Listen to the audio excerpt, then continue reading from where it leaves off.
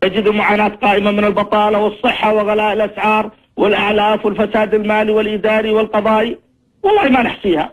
وأنتم تعرفون في هالبرنامج وش اللي يجينا من الاتصالات، وش يجينا من الشكاوى، وش نتكلم عنه طيب ليش ما تعرض الآراء السديدة ولا يستعان بالكفاءات على وجه المطلوب؟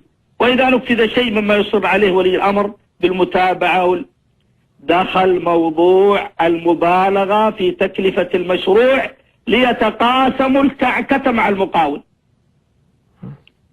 يعني ما سلمنا، إما أنه ما يصير، وإن صار تقاسموا الكعكة مع المقاول وضخموا المبلغ.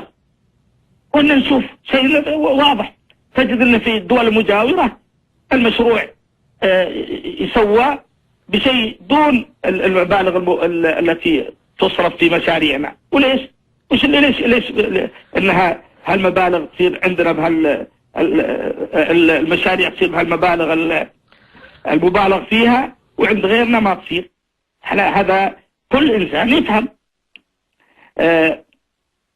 من الملاحظ يا اخ عبد الرحمن، نعم. الناس كانوا يحبون الملك محبة شديدة، حتى انتشرت صوره على كثير من السيارات وفيها عبارات الإشادة والتمجيد.